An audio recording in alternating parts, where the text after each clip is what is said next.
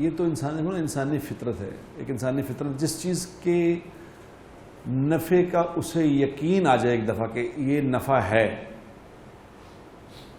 اب بتاؤ پھر کیا کرے گا.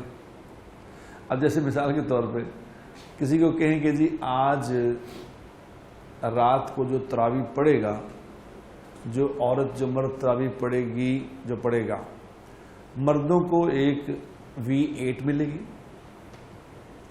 ایک V8 ملے گی تراویح پڑھنے پہ، اور عورتوں کو 1 کروڑ روپے دیا جائے گا کہ وہ اپنے سونے کی چیزیں جو اس نے لینا بائے کر لیں.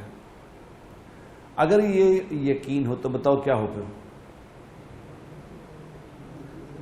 دنیا کی کسی مسجد میں کیا جگہ رہ جائے گی؟ کیا خیال ہے؟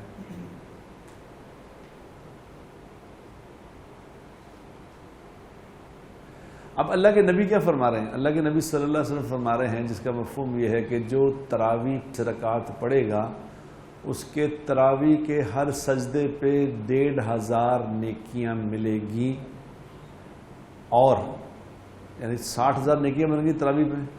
اور جنت میں سرخ یاقوت کا ایک محل تیار ہوگا جس کے 70,000 سونے چاندی کے دروازے ہیں.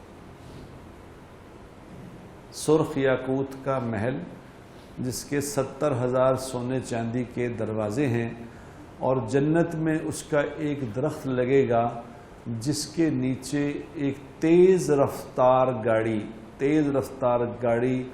500 سال تک بھاگتی رہے، اس کا سایہ ختم نہیں ہوگا.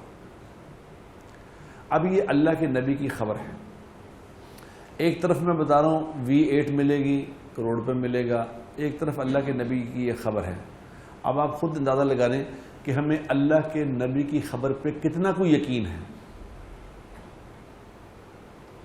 اگر یقین ہوتا تو بتاؤ کوئی ایسا مسلمان ہوتا جو تراویح نہیں پڑھ رہا؟ اگر یقین ہو اپنے ایمان سے بتاؤ.